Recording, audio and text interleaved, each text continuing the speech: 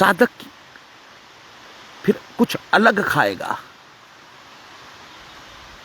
साधक फिर कुछ अलग देखेगा, अलग खाएगा, अलग बैठेगा, अलग बोलेगा, कुछ अलग ही चलेगा, ये अलग ही दौड़ होगी।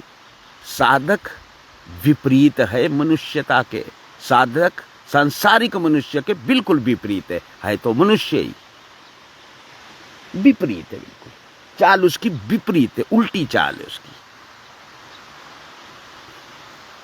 मनुष्य, सांसारिक मनुष्य भी उसी तल पर है और जो साधक तत्व है वो भी उसी पल पर है, उसी तल पर है।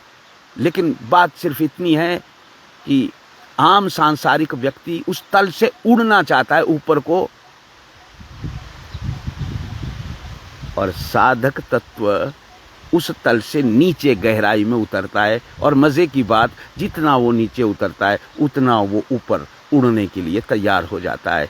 ये ही सांसारिक मनुष्य नहीं कर पाते, वो तल से उड़ना चाहते लेकिन उड़ते नहीं, कभी भी नहीं उड़ पाते, उड़ना हो ही नहीं सकता।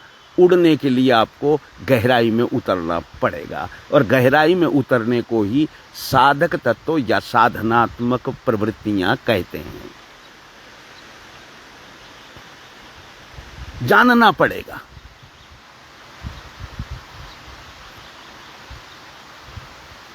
विषय को जानना पड़ेगा। जो भी सब्जेक्ट है आपका, कोई भी विषय हो सकता है,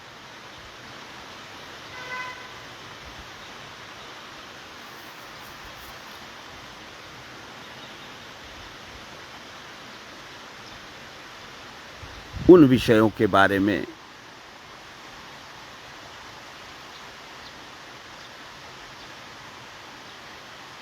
आपको महसूस करना पड़ेगा।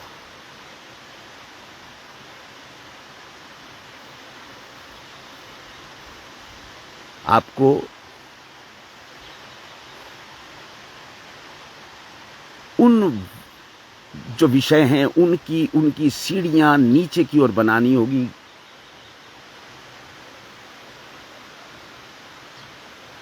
उसके गहरे पक्ष को देखना होगा, उसके मूल की ओर बढ़ना होगा, जड़ की ओर बढ़ना होगा।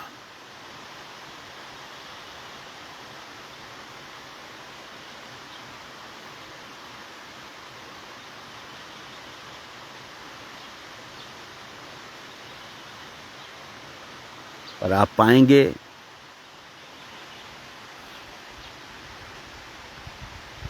कि नित्य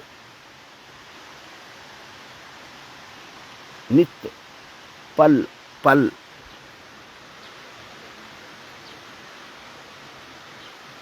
आप में एक तत्व समाहित होता जा रहा है, उसे कहते हैं साधक तत्व।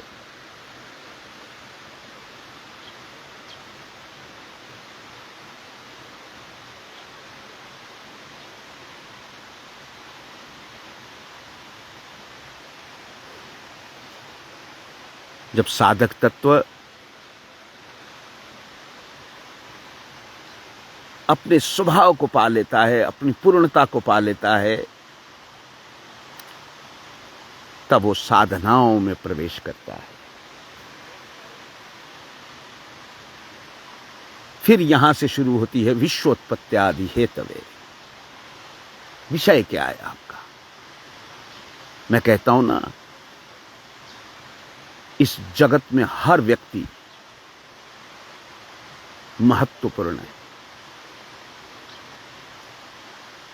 कोई ना कोई काबिलियत लेके बैठा है, वो कोई ना कोई काबिलियत लेके यह अलग बात है कि वो सोया हुआ है, उसे मालूम ही नहीं है अपना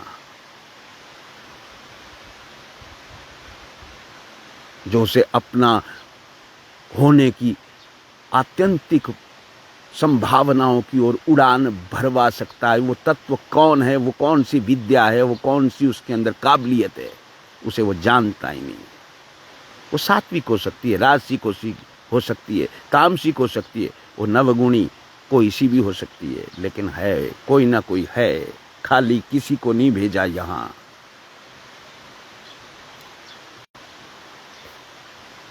मनुष्य योनि मिलेगी ही तब जब आप में कोई काबिलियत होगी विश्वोत्पत्त्या हेतु। ये अलग बात कि आप विश्व में आए और आपने कुछ नहीं किया, आप सोए रह गए। सोने का अर्थ ये नहीं होता जो आंख मूंद के बिस्तर पर सोना होता है। सोने का अर्थ ये नहीं होता।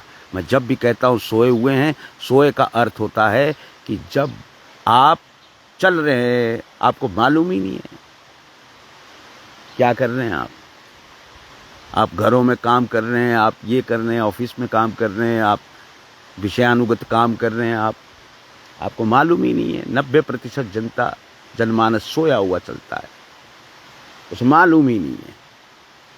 और वहीं से वो सोए सोए वो पाप पुण्य अर्जित करता रहता है।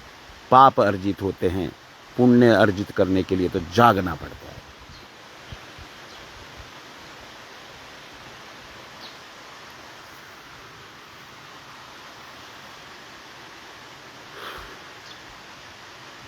तो सबसे पहले साधक बनना। साधक बनने के लिए आपको प्रयास करने पड़ेंगे। आपको आकर्षणों से बचना पड़ेगा। आप आकर्षणों से बचते जाएंगे और एक मजबूत साधक बनते जाएंगे। पहले तो खुद को साधना है ना, पहले तो खुद का क्षार निकालना है ना। खुद को जानो, महसूस करो, कमियां हैं उनको निकालो बाहर। फिर साधक बन जाता है, फिर साधनाओं में प्रवेश करो। अब विषय चुनो जो आपके स्वभावानुगत हो। अब आप विषय चुनते हो, अब विषय को शरीर जानकर अब उसके ऊपर काम करना शुरू करो। तो ये है साधक और साधनाएं। फिर साधनाएं आगे अपना मार्ग आपको उंगली पकड़कर चलवाएगी, खुद चलवाएगी विद्या। ये याद रखना, बड़ी बात कह रहा हूं। विद्याएं उंगली पकड़कर चलवाती है सच्चे साधक को। बच्चा मानकर अपना याद रखना, विद्याएं ही मां रूप में आ जाती है और वो सदा रक्षा करती रहती है आपकी, और वो आपको उंगली पर पकड़कर चलाएगी। बस आप एक सच्चे साधक बन गए तो विद्याएं आपको हर दरवाजे, हर पक्ष को, हर खिड़की को खोल के रख देगी और अमृत झरता जाएगा। और आप कहेंगे कि मेरा जो अनमोल जीवन है वो वाकई में क्षारीय हो गया, आनंदमय हो गया। अब कोई आने जाने की ज़रूरत नहीं है। इसके बाद फिर मोक्ष के रूप और क्या है और क्या नहीं है वो फिर बाद की बातें। पर ये विश्वोत्पत्त्यादि हेतवे, यहाँ पे सूत्र साधक और साधनाएं किस तरह से अपना काम करती है विश्व हेतु, फिर उसकी चर्चा। जय हो, जय हो, जय हो।